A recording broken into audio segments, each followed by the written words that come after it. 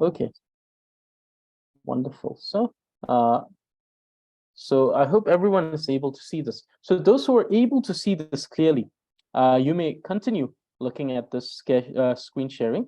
Those who aren't able to see this clearly, I have already sent the exact same file at in the chat, so you can download it from the chat and you can view it on any screen that you're viewing this class on. So it's the first day. So welcome to everyone, students who are either joining me from the Tibetan conversation class, students who are joining me from our class on 21-day course on the exact text, and those who may be joining us for the first time. Tashidele to every one of you, and welcome to our small, at this moment, our a small digital institution. And I hope that this digital institution will be able to fulfill your need or your aspiration to learn Tibetan. Okay, so a small announcement before we begin is that those of you who are already in the group, please make sure that you use the group quite actively. And thing is that if you're able to use that as a forum where you ask me question, ask other students, like here we have already said that one of the criteria is for the students to be it's not mandatory, but one of the criteria was students who have experience of learning the same this very course before. So therefore there are students who may be able to help you also. And I'm always there to help you with this course. So therefore please make sure that you make the Telegram group quite active. So that will be one of the more efficient and significant tool towards learning this very text. So before we begin, so we just recite this. So this is taking refuge. So why we take refuge? So we take refuge because in this path of learning Tibetan, there may be different type of obstacles that we may come across.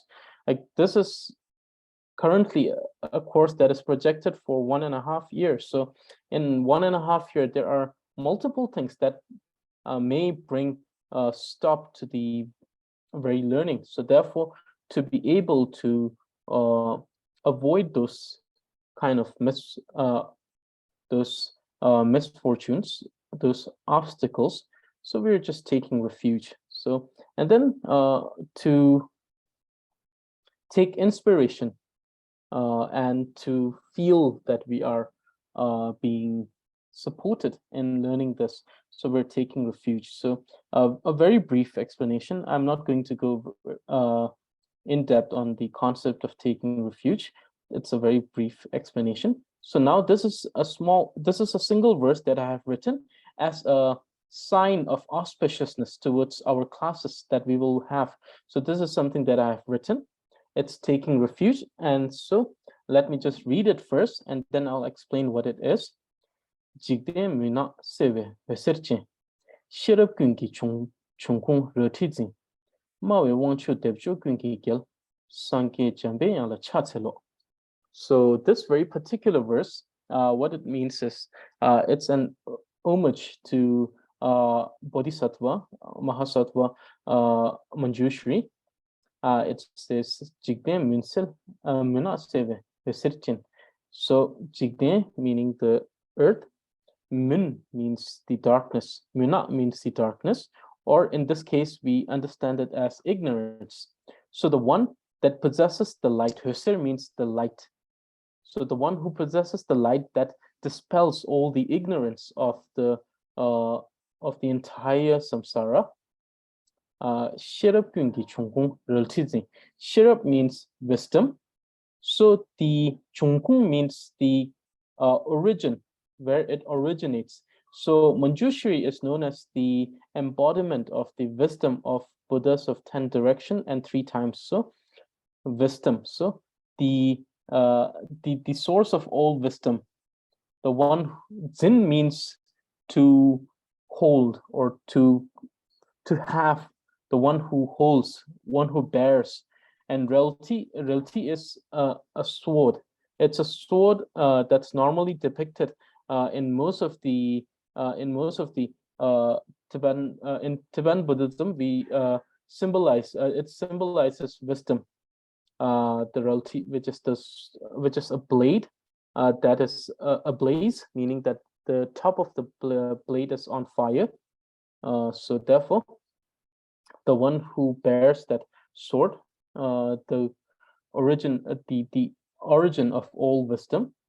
Power won't you kill. Power means to speak or language. Won't you means the king, the conqueror, the one who is exalted in every form of languages or linguistic. Debjur means the syntax or the grammatical skills, or the skills to write things. So the one who is both the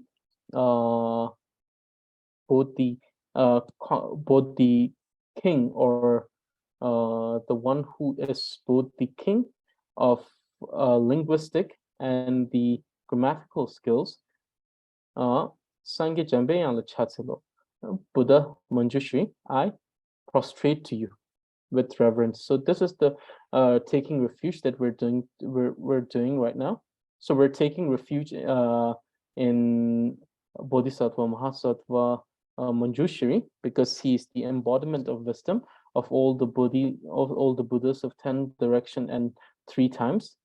So therefore, we take refuge in him, so that whatever we're going to learn after this, may our body, mind, and speech be purified with our ignorant self, and be exalted by the blessings of Manjushri. So this is taking refuge. And the thing is that normally I don't normally do an extensive explanation of verse that has to do with taking refuge in anything. But since this is a verse that I have written myself, so I'm confident in doing this. So that's the reason why I did it, and that's the reason why I know. Though normally I don't do it, this time I have done it extensively. So okay, so now, before we begin our class, just as a sign of auspiciousness, the second sign of auspiciousness, I will be reading this entire text. And this has already been sent to every one of you, each and every one of you. And I'm very sorry to say that, but you will have to memorize this entire text, be it in 1 month or 2 months or 3 months. It would be nice if you could memorize it. If you memorize single line each day, you will be able to finish it in 3 months. If you memorize 2 in 2 months, if you memorize 3, you will be done within 1 month. So therefore, I humbly request every one of you to memorize this. Okay, now I will read this text once. So this is the entire text that we're going to learn. So this, believe it or not, you may think that this is just like 1 or 2 or 3 pages, but this 3 pages is going to keep us occupied for at least a year, you know. So therefore, now let me read this. I have already sent a recording in our group, Lecture Journal group in Telegram, but let me read it once more. Okay. Lecture Journal shoso namo guru manju koshaya lama chota yer mepe jembe ya la kudune tumi lecture sumjupe nimbo to du shepacha Yangi chawa selboru cheba iu eoshi selche kaso sumchui kanga tana pama rala sanam jinchuchu tada sani yangjude tani nara la somta sani kanga pamar top kata pama hangunju hongwa tono pomo rolo soto lerdude zoksi dedu je yangcha trayo toda tameo shena mingte je tunja sura rutu nalatu la tunamba duinte nami nishi tumbata teni tsekap namnachu sasu kapa chaktartu Ngata nama rala tu Adang Tame Ratangru, Kiki Ki Yingapo, Namia Trupa de Rata, Tenam Satar Changani, Namia Sumba Chirate, Churchunamara Laki, Tabasaki Kangaki, Ada Tame Idai, Kaya Yansum Gindu, Kata Pasa Tratarkia, Nana Mara Lataria, Ada Tame Handaya, Tete Sum Hachete, Nara Lasa Tratate, Tate Kanga Pama, Tame Nam Sateto, Kangam Tanam Pamum, Ramlam Santam Chedute. Churchu Ladu Kapranson, Ru Yin Ayana, Gangba Mi Kong Kong Weke, Hao Ham Ki Kong to Tse, Yodam Meam Tishin, Nele Chungkong Dude, Chungkong La Kangjantu, and return got let me tune it. Dula Netra Konaju get a Kai Kurate, Pelchimingi Tomachor, Nini Gata Nembetra, Tani Duche Guzeta, Segap the Mangalachu, Mingi Tome Tetrani, Tanya Temata Pata, Namdan Shinji Nilachu, Chichi Sugan Chidate, Shide Letter Chilachi, Niesitar Shinkilachi, Sunikan Sakangun Lao Naro Yume Papa Mat. Tabutrate Katana, Pamasatan Tatarpa, Ngara la Tametar, Tata Yergur Watani, Chalapani Joale, Minte Papam Pejetra, Mani Meka Panchar, Mami Memenkarate, Mami Toma Mimenju, Mani Pargi Silje Lang, Situation Songanama, Ada Rala Tametar, Shinshe Shenashi, Kata Patan, Tatatar, Chinche Jenachi, Sata Mise Shemato, Shinshe Shenato. 그냥 커지 렌치소 민기 차다 만어치 경과 필요하다 고개 제도 찔라방 후배 대마 민참다 전진前的 전용소 직제 가다 직시차 조지特间 후보다 직제 강다 니시토 전진前뭐 쪽보다 류 참수 시시게 나이마도 이셰바 생매태서 십도배 세길로메 마티시 전기 드부 유서 넥시 준비 원보디 양진 로베 도제 벨 Okay, so this time I have read it a little slower than the recording. So those of you who wants to learn by listening, you can listen to the recording. And if you feel that you personally feel that this is too fast, you can actually ask me to send you a reading, and I will read it slower so that it would be more convenient for anyone who feel that the recording that I have already sent is too fast. So therefore, so this is the text that we're going to learn. And Lekshe Junwa. So the name Lekshe Junwa. This is the name of the text, Lekshe Junwa. So what do you mean by Lekshe? So I'm going to explain to you what Lekshe means. Lekshe means excellent speech. So what do you mean by excellent speech? An excellent speech is any speech. So see, I told you that there will be things that are not in the material, which I'm going to say during the class. So please make sure that you note them down. So what do you mean by excellent speech? An excellent speech is any speech. It is any type of speech that is a speech that comes from a virtuous and a scholar, a virtuous scholar. Any speech that comes from a virtuous scholar or an exalted being, that is excellent speech. And what is the other definition of excellent speeches? It's a speech. It's a form of speech that becomes a factor or a cause towards arising wisdom. So any speech that causes arising of wisdom is also called excellent speech. So when we say wisdom here, we only mean one thing, and that's wisdom pertaining emptiness. So any speech that causes or that becomes a factor towards arising wisdom is known as excellent speech. And therefore, this very text is intended in a way for arising wisdom. We will go in depth on this as we move on with the lesson, as we move on with this text. There are many arguments regarding this. Junwang means tree. So why is it like a tree? So it's the metaphor is of a tree. This exact text is like a tree. Why? Because it talks about different connective particles. It have different connective particles which are used in different cases. And just like a tree which has so many different branches and leaves, this text, though it centers towards the usage of word names but the way these names and words are used are in so many different cases and so many different variations that it spreads out like the branches of tree. So therefore, it's called the tree of excellent speech. So therefore, it's called this tree of excellent speech. Excellent speech. A tree. So for the first, for the support of the first statement of this being a perfect, excellent speech is that it's a speech by an exalted being or a virtuous scholar. And here, this particular text was composed by Yangchen Drubpay.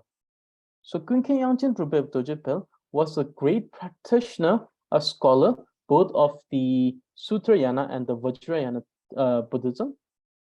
And he authored many books, both in the field of grammar, in the field of literature, as well as in the field of in the field of Sutrayana, such as in the schools of Madhyamika, and as well as he has helped writing he has written commentaries on some of the texts on Vajrayana. So therefore, a very great practitioner and scholar. So therefore, since this the individual that wrote this text was a virtuous scholar, therefore this text becomes an excellent speech. So this is the support towards the first point.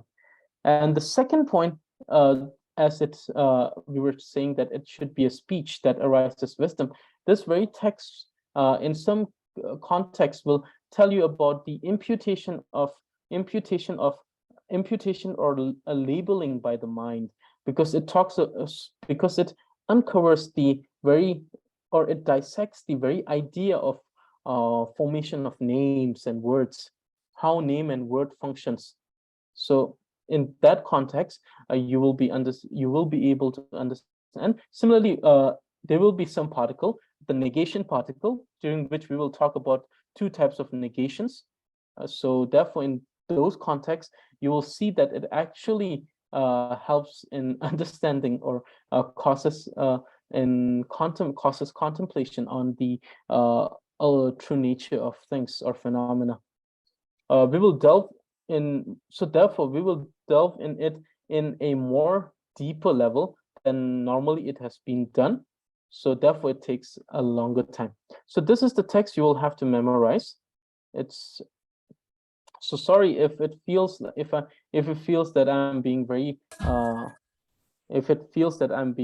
very unjust by saying that it's not too long, but actually it's not very long. It's just 2 pages. So therefore, if you memorize it, you'll be able to memorize the entire thing in 2 months. So lasso. Now, before we go dwelling into the text, it is always a tradition, a Tibetan tradition, to talk about the author. Whichever text that we are going to learn, it's a tradition, a Tibetan tradition. And since we're learning it in more traditional sense, so we have to start with the biography of the author. So the author is Yangchen Drubpay. So you may look in the material that was provided to you. So Yangchen Drubpay was born in 1809. So we have the calendar system where we assign each year to a specific animal. So it was the year of the snake, and then we have elements, 5 different elements. So it was the element of the earth. So it was the earth snake, year 1809. To father Tashi and mother Tsiring Sichu. And he was born near a village at a place called Tashi Gepil, which is in the central part of Tibet. So when he was born, he was called Dorje. Dorje, very wonderful name. Jayang, which is the Manjushri, Dorje, which is the Vajra. At the age of 5, he was sent to his uncle Dharmapata. Again, a very prominent figure in the late very prominent figure during the next half of the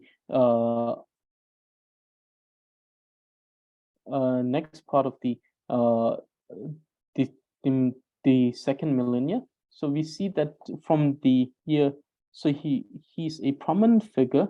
So after the downfall, or after the ending of the reign of Sakyapas in Tibet, there have been multiple scholars who have been very renowned in Tibet, including the founder of the Gelugpa school, Jetsongkhapa Chimpo.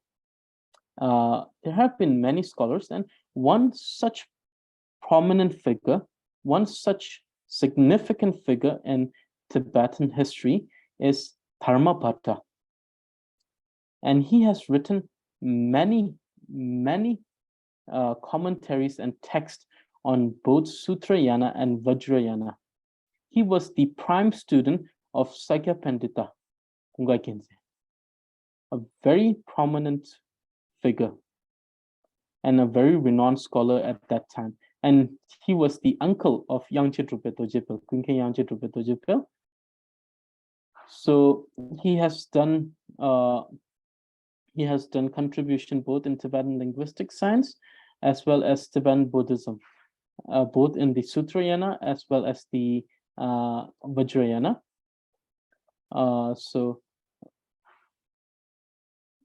And a very prominent figure also in the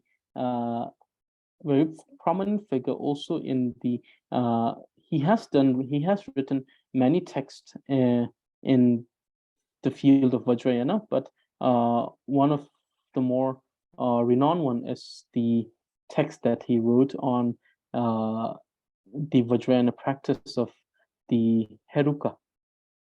So yes, so he has done great contribution to these fields when he was alive. So at the age of 9, so when he was young, like probably at the age of 5, he was sent to his uncle to study the basics of reading and writing. And for the duration of 4 years, he was writing and reading, and he masters the combined reading. So the combined reading that some of us who were in the basic Tibetan reading class have already seen, the combined reading.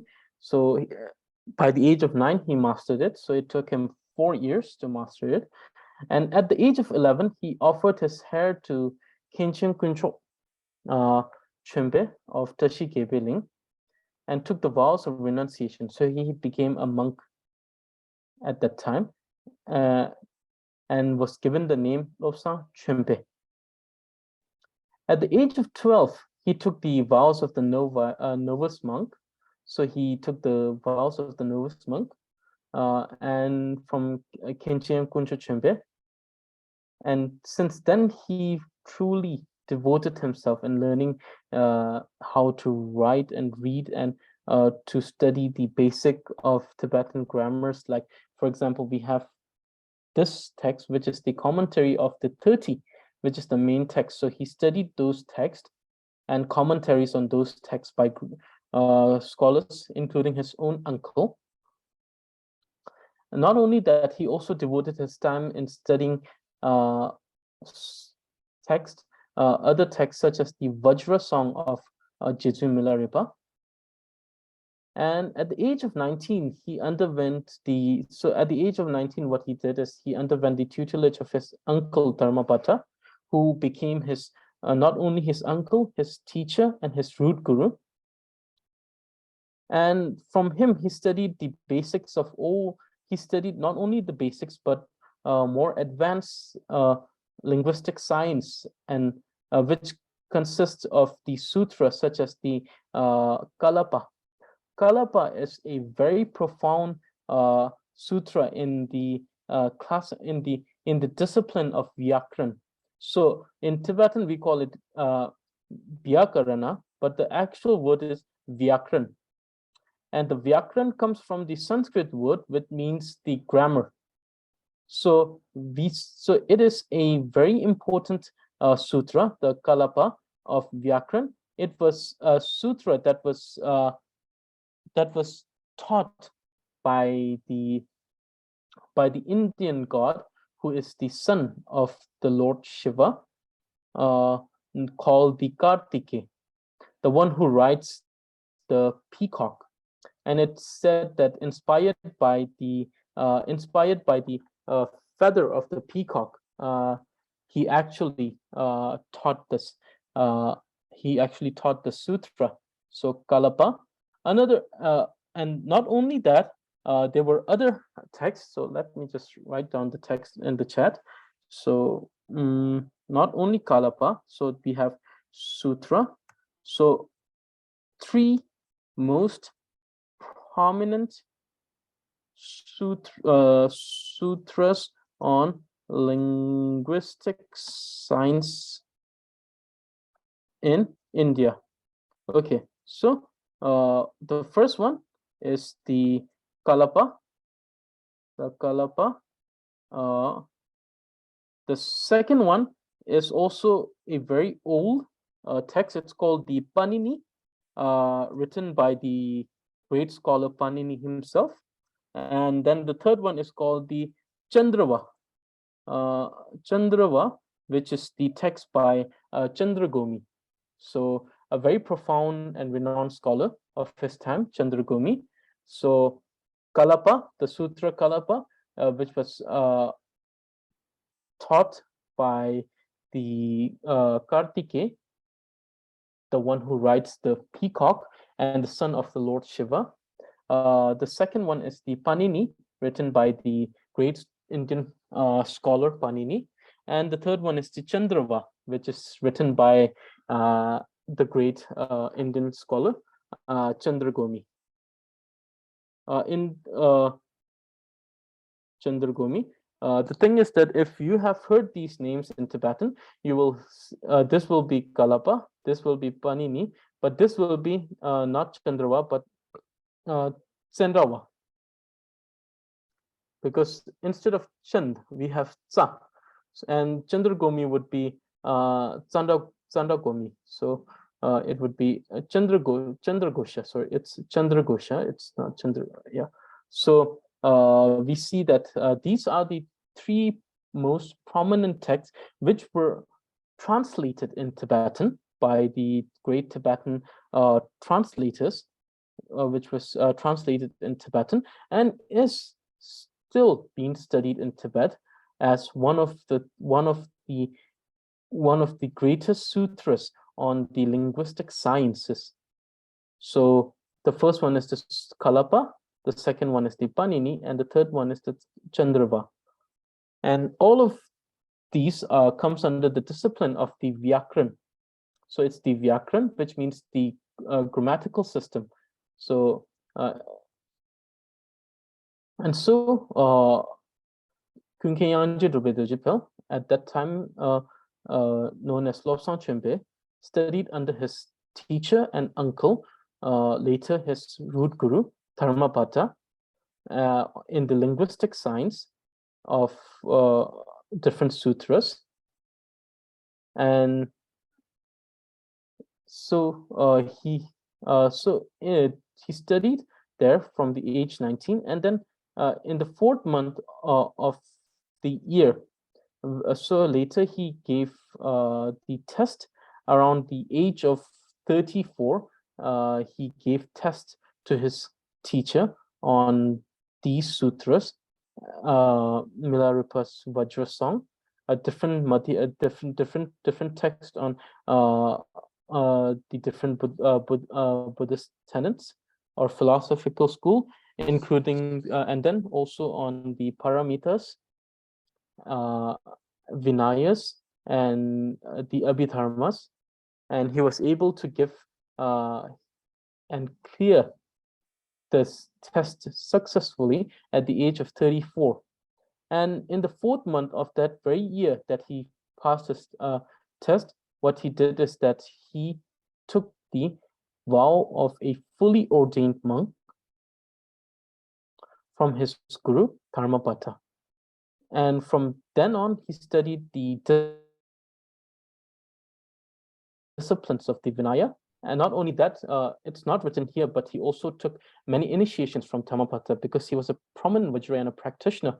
He took initiations, including the initiations of the Chakra Samvara, the Heruka, and the Yamantaka, and later did his own practice and became a renowned scholar and a great practitioner in those fields. And then around the age of 43, his guru and teacher passed away, and in his memory, he built temples and he built silver idols in order to have a tribute towards his guru who passed away. After that, following his teacher's footstep, he went to the Densa, meaning the place or the places where the Tibetan Buddhism was flourishing at that time. So he went there, and then he started giving his teaching, spreading his teaching there. So at the age of 61, he traveled to central Tibet, gave teachings to monks and scholars. And at the age of 62, he went to Densa, and through both practice and teaching, he contributed greatly towards the Gelug tradition, and so Gelug monasteries in Tibet. And then, because of his great contribution, he was known throughout the land as Yangchen, Yangchen, Drubpay. Yangchen means the all-knowing, the omniscient. So, it's more of a title given to someone who has achieved a lot in the field of academics at that time. So in the age 1887, in the year 1887, at the age of 79, he passed away. So this is about the author. Now we're going to start the actual text, which is the Tree of Excellent Speech. This is a commentary by Yangchen Drubpay on the root text, which is the Sumchupa, known as the 30. So let me just say the name in all in 3 languages. The first one in Tibetan, then English, and then finally in Sanskrit. The Sumchupa 30 or Mulatimsha Namaha. So these are the this is the root text, of which the commentary is the Tree of Excellent Speech. Were there no commentary prior to this? No, they were commentaries. Were they not prominent or good commentaries? No, they were perfect. They were wonderful and very high-level commentaries. Then why did Kunke Yangchen Drubpay found the urge to compose one more commentary? Because as the time passed, the people became less and less in touch with these commentaries, and therefore those commentaries became a little difficult for the people to understand. Therefore, to make it easier to make it even easier for the people to learn and understand Tibetan grammar, he composed this text in a very concise manner, because this is not only easy to understand, it's also very concise. It's not like many of those other commentaries. Some of the commentaries are very long. So unlike them, this is much easier to understand, and it is very concise. So it's in mathematics we have formulas. So this is more like a formula or trick to understanding the 30. Okay, so tree of excellent speech. So today we're going to talk about the verse of worship. So verse of worship is a very important and a long coming tradition in the Buddhism. So as well as Indian and Tibetan Buddhism texts. So the thing is that the scholars, what they do is that they usually write it at the beginning, the very beginning of any text that they're composing. So there are some cases where so there are cases where we will see that the verse of worship is written at the very end. For example, the one in the Precious Garland. But in most of the cases, we'll see that the verse of worship is at the very beginning of the text.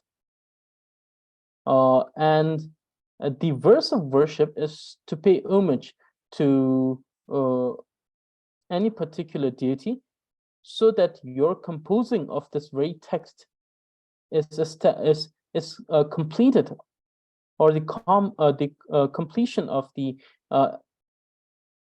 completion of this text that you're writing happens without no or least obstacle.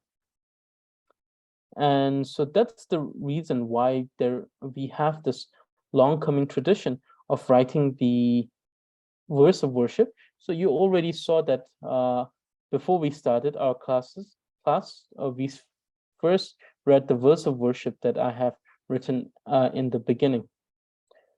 So therefore, that's the reason why we have verse of worship in Tibetan or an Indian Buddhism. But that's not the only reason.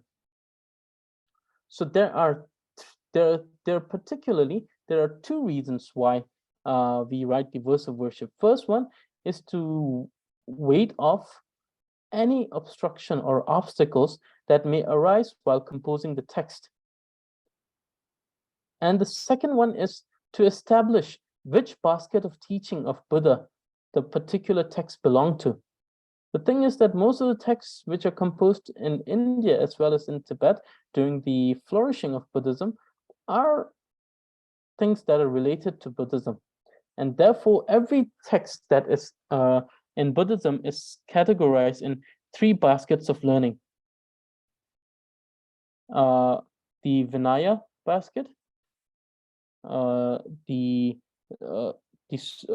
Sutra basket, and the Abhidharma basket. So therefore, to establish, so just by looking at the verse of worship, meaning to which deity the particular scholar has paid homage to, we can understand which basket of teaching this very text belonged to. So now, when we say to ward off obstacles, the first obstacle that arises is the obstacle arising from the three forms of laziness. So what are the three forms of laziness? So three forms of laziness. And the second one is the obstacle arising due to untimely and sudden death. The third one is obstacles arising due to illnesses. So first one, obstacle arising from three forms of laziness. What are the three forms of laziness? So the laziness in Tibetan Buddhism, we classify it in three types. The first one is the laziness due to inclination towards non-virtuous activities, which means that whenever we want to do something good, our mind is telling us, let's do something else, For example, let's say that I have made my mind, I have decided to go and go for the teaching of His Holiness, but as I was going towards the temple, the main temple, in the midway, I am met with a friend whom I haven't met for a long time, and that friend tells me, okay, let's go and have something, like let's catch up now, let's have food. And then we go to a restaurant rather than going to the temple, and this is the laziness arising from the inclination towards non-virtuous activities. The second one is laziness due to procrastination.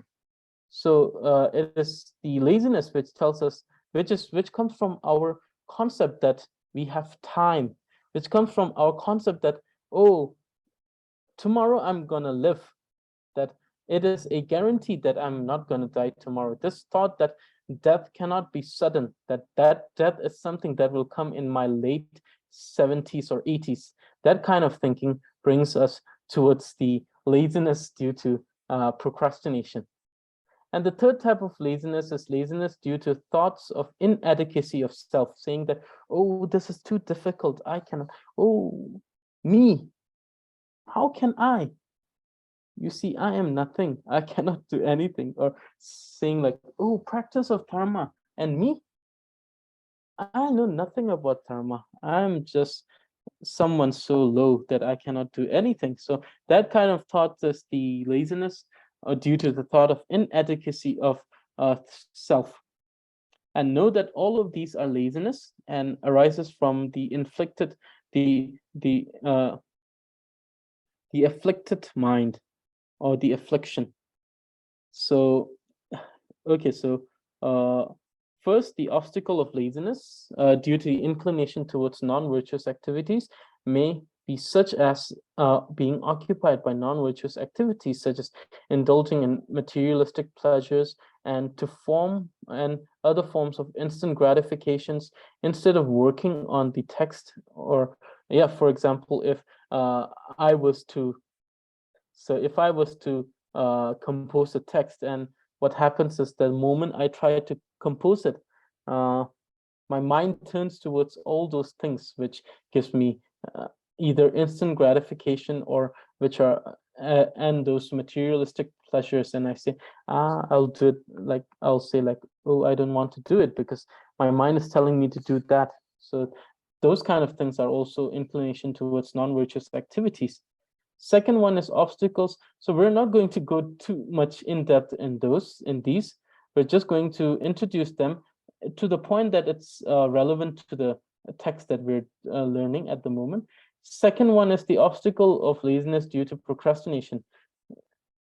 So maybe such as procrastination, working on text due to lethargy or unwillingness to devote energy towards the effort to finish the text, saying, I'm too tired, let's do tomorrow. Today I don't want to do it, like this. Or saying, oh, today is too warm, today is too cold, day after tomorrow, oh, it's too shiny or too bright, it's too sunny. And then at the day after that, saying that, oh, it's too cloudy, I don't want to do it, it's raining, I cannot hear myself. So procrastination because of the thought that tells us that tomorrow is a guarantee.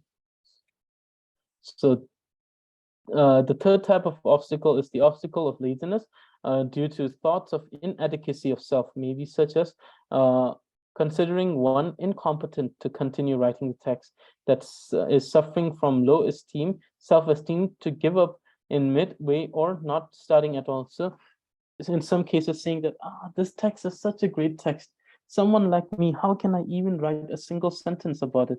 Or then in the midway you feel like, this is such a great text and I'm writing garbage.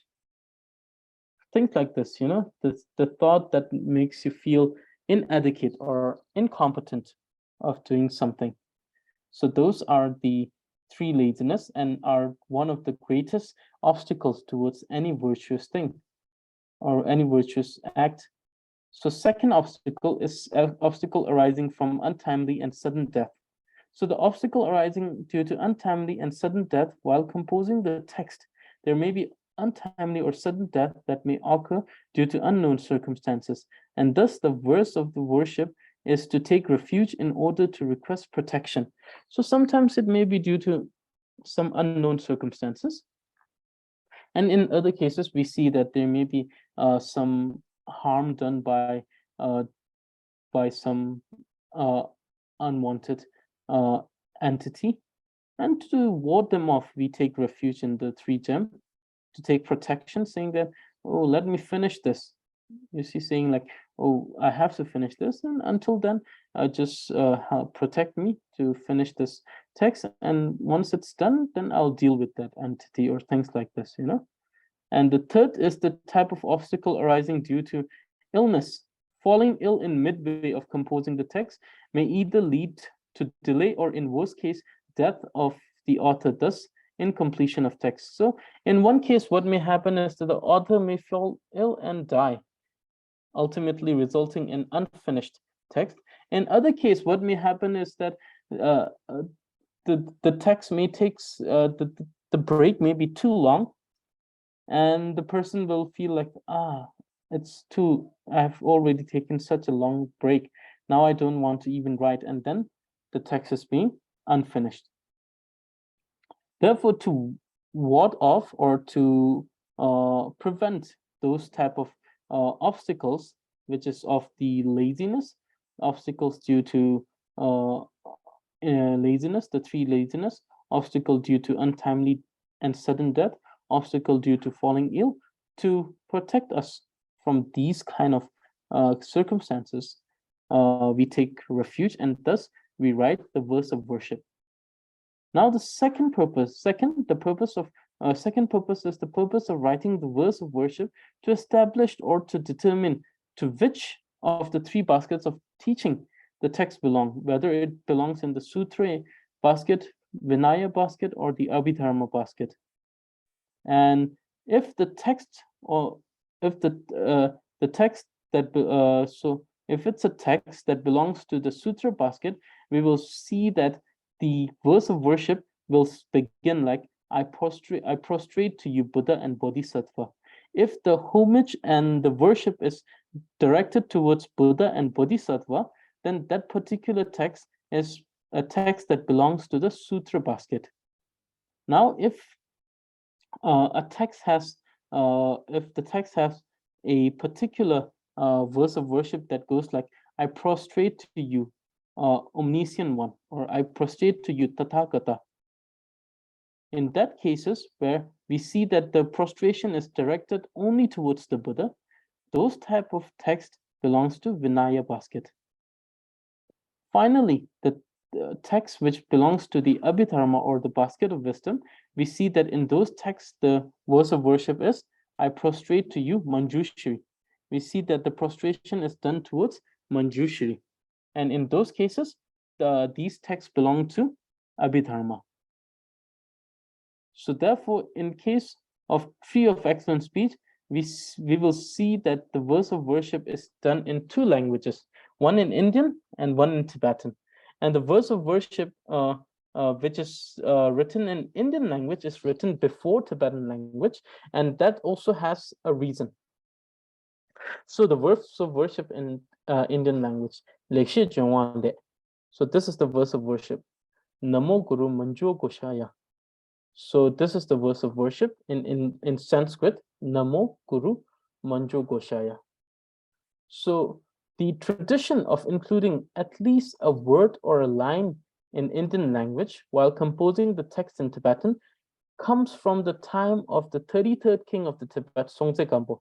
So it was done during the 33rd king of Tibet, because though it is said that the text of the Tibetan Buddhism came before him during the 28th king, but the translation of the particular text was only done during the time of the 33rd king, who sent one of his most loyal and one of his greatest minister, Pimi Sambuddha, to India to learn Sanskrit, and from it create the Tibetan language.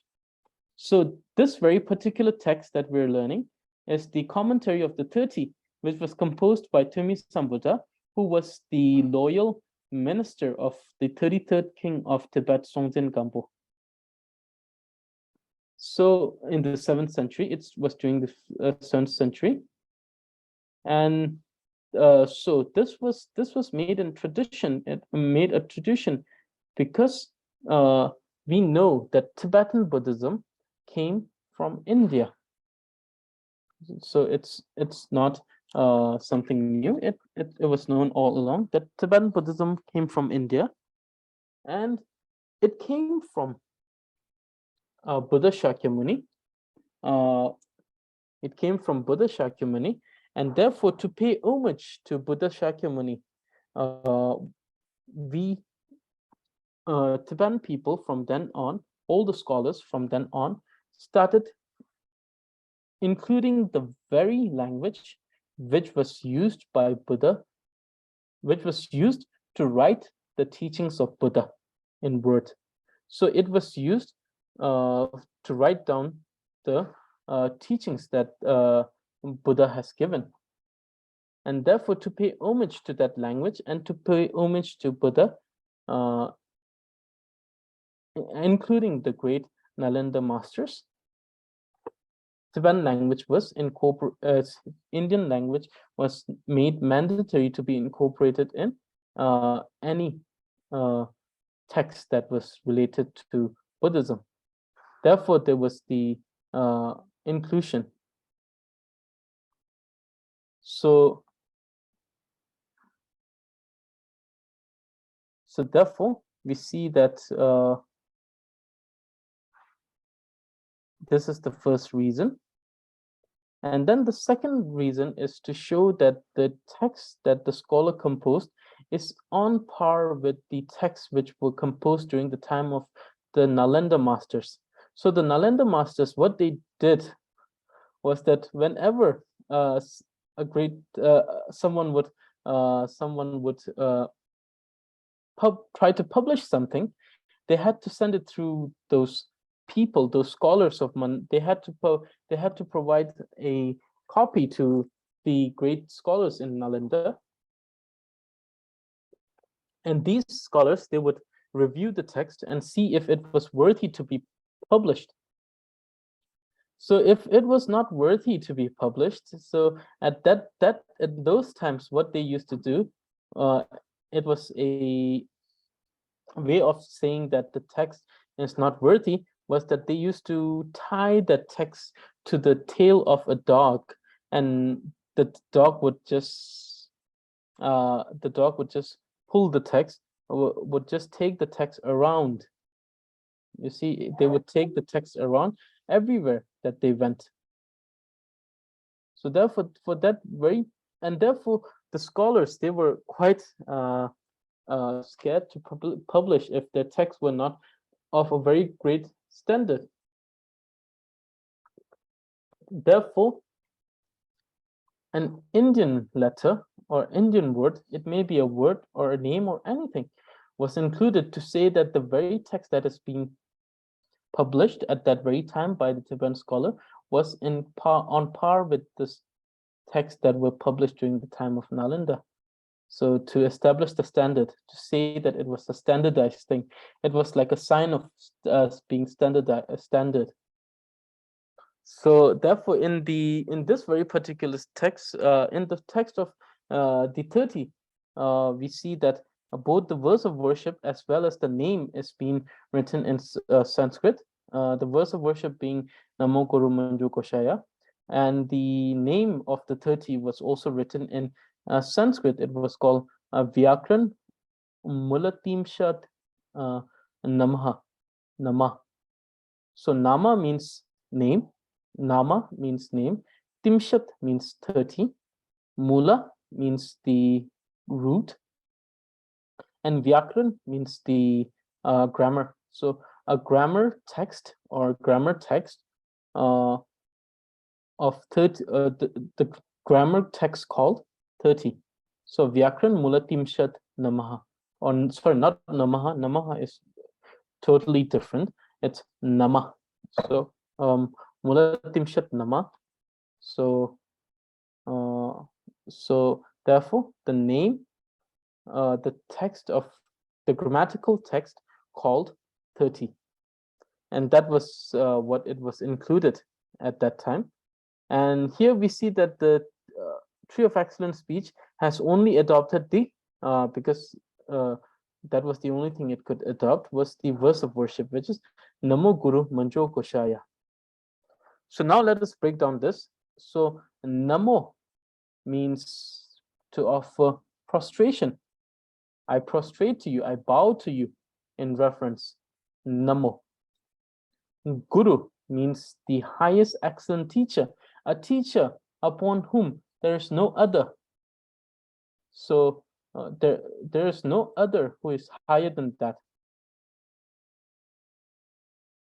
So the thing is that the concept of guru is the idea of someone that takes you towards the highest path of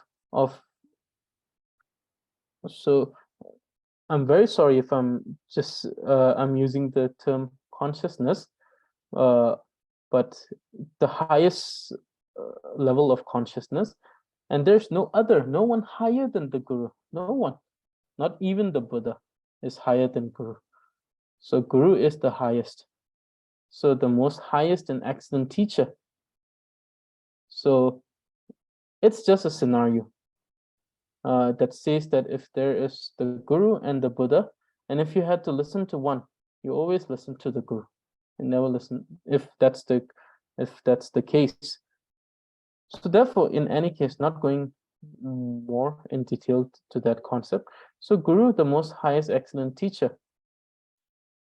So okay, so let's leave that. There was an incident that I wanted to share, but let's leave that for some other day. So the third one is Manju Goshaya, which is the Manjushri, and Ya is 2. So it says that I prostrate to you, O Manjushri, whom is my who is my most highest excellent teacher. So this is the meaning of this verse of worship. And since we see that here the prostration is done to Manjushri, this becomes the wisdom basket, the Abhidharma basket. So this text belongs to the Abhidharma text, basket text. Okay, so when we translate this in English, it says, I prostrate to you, Guru Manjushri. So the verse of worship in Tibetan, Lama Chota Yermepe, Jambeyan la Kutune. So Lama Choktang Yermepe, Jambeyan la Kutune. So the Tibetan verse of worship, Lama Chok, which means the Guru, so it's the same meaning. Tang means with, Yerme means indistinguishable, inseparable, non-dual. So something that's inseparable. Jambeyan, Manjushri, Kutu, bow in reverence. So here there is a little bit difference. There's a slight addition. So here, the most excellent teacher is referred to, is used here not to refer to Manjushri, but to refer to his own guru, which is the Dharmapata. So here he says that I bow to you in reverence, O Manjushri, who is indistinguishable to my most excellent teacher, that is Dharmapata. So he's bowing down to Dharmapata, who is inseparable with Manjushri. So therefore, this is the verse of worship in Tibetan. So through this too, we understood that the verse of worship was directed towards Manjushri, and therefore this particular text belongs to Abhidharma Pitaka or Abhidharma basket. So so we're done with today's lesson here. So therefore, let me include that instant, the small instance. So it was during the great practice of Milarepa, and he was practicing. And one day, Marpa Lotsawa came and he said that, okay, today I will show you I will show you the most sacred, the sacred personal deity, the Buddha. Not Buddha Shakyamuni, but the particular Buddha that a particular deity that Milarepa was practicing of. And he said that, do you want to see the Buddha or do you want to see your Lama? And he said, he thought to himself, oh, I always see my Lama. So today I must see the Buddha. And therefore, at that time, Marpa said, "Oh, you fool one. Those are inseparable, and the Lama is the embodiment of all of those sacred deities, the gate towards all of your practice." So that's one instance that I wanted to share. And then there's this wonderful, so it's not in English, so I will first say it in, it's in Hindi, but a very wonderful, a small verse, a very wonderful verse that talks about the Guru. I hope that it's, so I would like to first apologize because it has nothing to do with the text, just something that came up in my mind. So I hope that you would forgive me for taking more time for something that's not related. But it's a wonderful verse. It's by, I think it was by Kalidas, one of the prominent poet of India. He says, "Guru Gobind dau khare, kaku lago pai, pali hari Guru aapne Gobind jo bataye." So what does this mean? It means that the Buddha and the teacher are standing there. Whom should I bow down and touch the feet of first?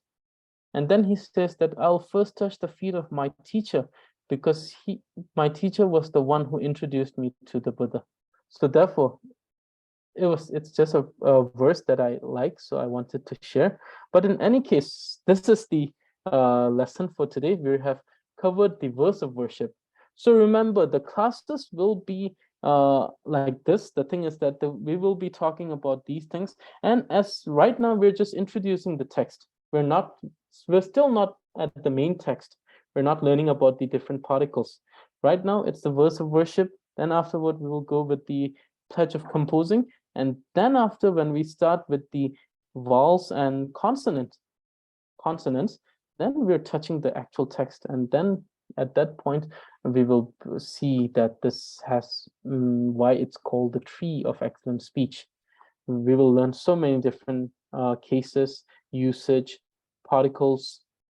So that is when we learn most of the concept.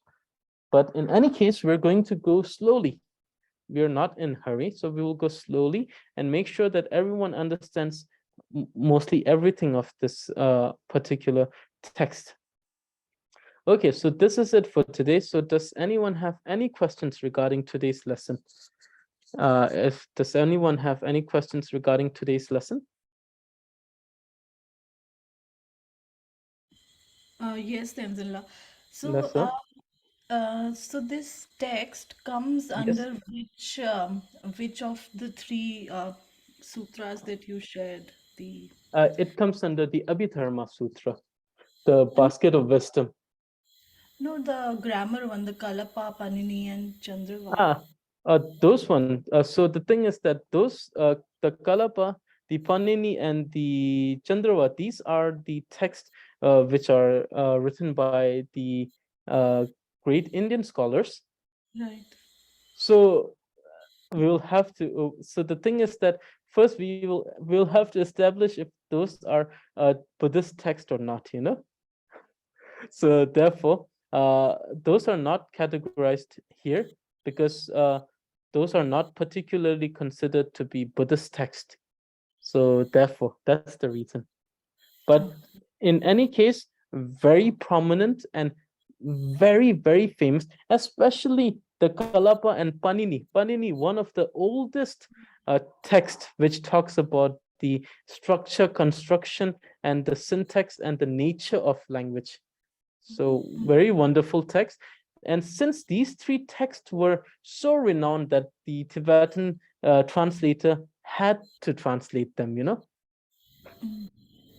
So therefore, these three will not does not come under Buddhist text. So therefore, they won't be considered to be in any of the baskets. But when we look at the function of these texts, definitely they help in arising wisdom because they talk about the foundation of lo la these we see that these talks about the very foundation of what a language is. And from there, we learn about the function of names and labeling. And I mean, as you move on, you will learn that names and labeling actually have great understanding in the concept of wisdom. But that comes later. But in any case, I will not say that they are in this particular basket, because that would be like a great assumption, because none of these texts are considered to be Buddhist texts. So therefore, at this very case, I will say that they come under none of the basket. Lasso. Lasso. Okay, so does anyone have any other questions regarding today's lesson?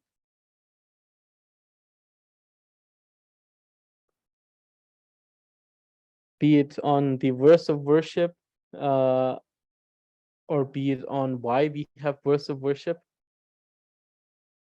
Does anyone have any questions? If you have questions, please ask away.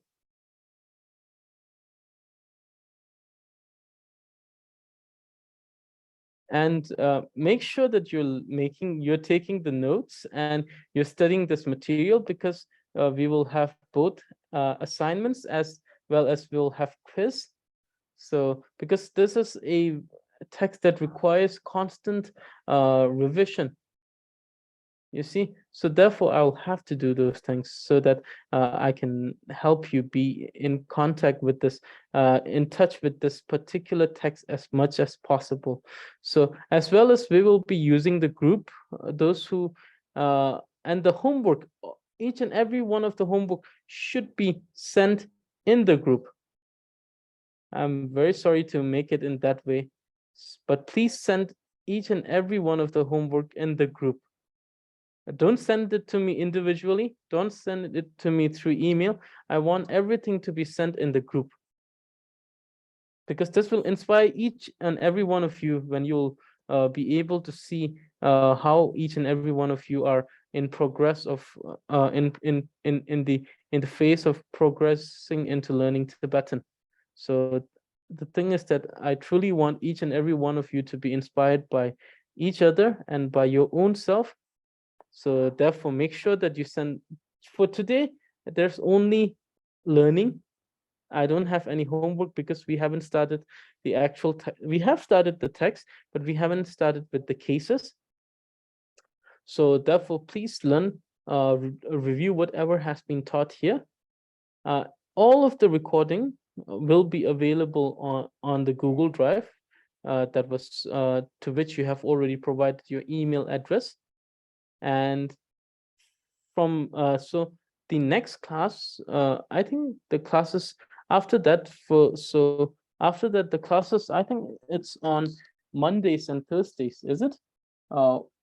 What was the schedule for the classes? Does anyone know? Does anyone remember the schedule for class?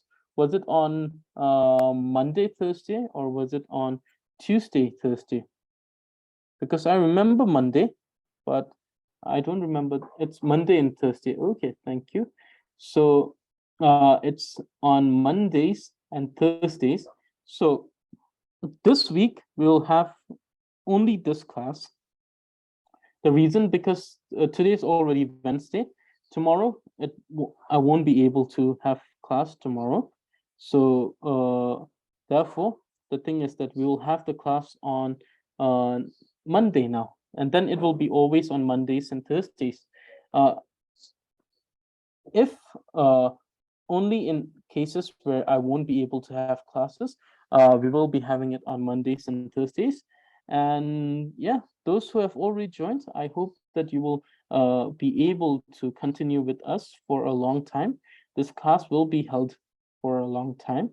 So therefore, make sure that you're in this class. Ask questions. That's the best thing you can do. You can ask so many questions that you have in the group. And I really hope that we have, yes, definitely, you can join the colloquial. So the thing is that even though it's called the Tibetan Basic Conversation class, we're more inclined towards the written language.